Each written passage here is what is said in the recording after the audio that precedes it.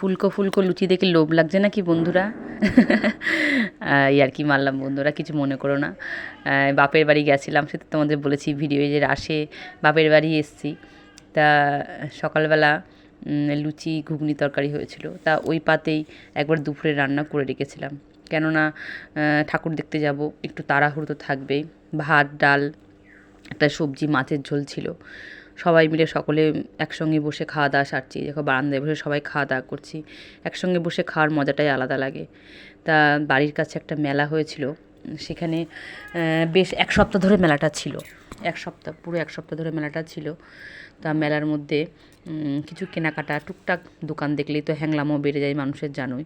তাই একটু কেনাকাটা করার জন্য মাঠের দিকে এসেছিলাম। আর এই দেখো সাইডে সাইডে লাইটিংগুলো রাস্তা জুড়ে লাগানো আছে। এখানে লাল কেল্লা করেছে প্যান্ডেলটা, ভারত মাতা ঠাকুর করে ভিতরে, খুব সুন্দর। আমরা ছোটোর থেকে দেখে আসছি, এখানে ঠাকুরটা হয়ে আসছে। তা ঢুকতে গিয়ে দেখো লাল কেল্লার সামনে প্রবেশ পথ, এটা লাল কেল্লার সামনে একটা কামান সুন্দর করে সাজিয়ে রেখেছে। ভেতরে যে ভারত মাতা, এই ঠাকুরটা এত সুন্দর করেছে। ভেতরে দেখো সব কিছু মানে পৌরাণিক মতন, শহীদদের সব ছবি দিয়ে সুন্দর করে প্যান্ডেলটা সাজানো আছে। আর এই দেখো বিভিন্ন রকম মানে আগেকার দিনে বর্শা, তীর, তরোয়াল যা লাগে যুদ্ধক্ষেত্রে সব কিছু দিয়ে প্যান্ডেলটা সৌন্দর্যটা আরও বাড়িয়েছে। এই সুভাষচন্দ্র মায়ের কাছ থেকে অস্ত্র নিচ্ছে, এটাই আর কি এখানে থিম করেছে। সুন্দর প্যান্ডেল। তা এই ঠাকুরটা হয়েছে রাস্তার উপরে। এটা ঠাকুরটা এক জায়গায় হতো, তা সেখানে এখন আর হচ্ছে না, নতুন করে একদম রাস্তার উপরে, একদম আমাদের যেখানে বাড়িতে ঢোকার রোড, সেই রোডের উপরে ঠাকুরটা করেছে। দুদিকে দুটো ঠাকুর হয় রাসে। তোমরা যদি কেউ নবদ্বীপের রাস দেখে থাকো, জানবে যে ওখানে গেলে শুধু একটু কষ্ট করে যাওয়া, যে যেদিক দিকেই যাও না কেন, শুধু একটু কষ্ট করে যাওয়া।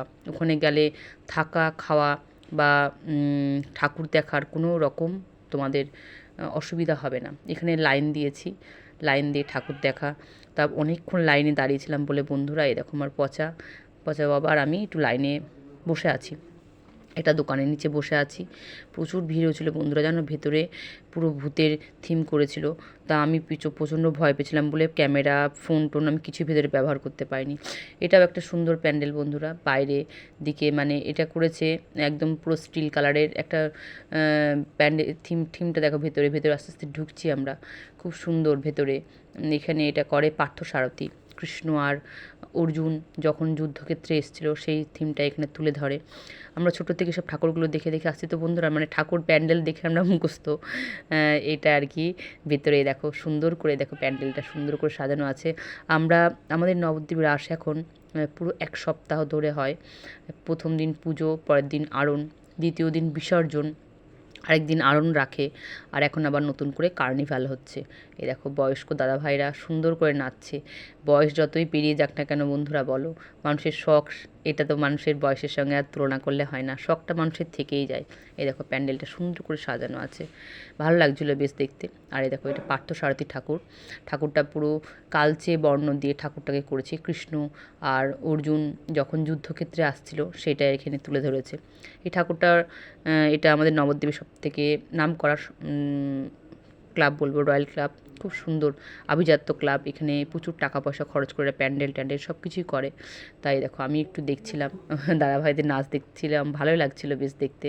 তার ভিতরেও বেশ বেশ কিছুক্ষণ ছিলাম ভেতরে।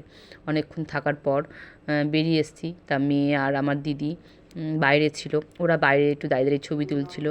তা আমি ভেতরের দিকে, ভেতরে ঢুকে এই দেখো সুন্দর করে দেখছো কত সুন্দর মানে লাইটিং দিয়ে ভেতরে লাইটিংটা সাজানো আছে। এই দেখো এটা দুদিকে দুটো মুখ দিয়ে ঘোড়া বসানো আছে, তা বেশ ভালোই লাগছিলো দেখতে। এই দেখো লাইটিং দিয়ে পুরো সাজানো, সব কিছুই ভালো লাগছিলো দেখতে। দেখা হচ্ছে পরে ভিডিও বন্ধুরা, টাটা।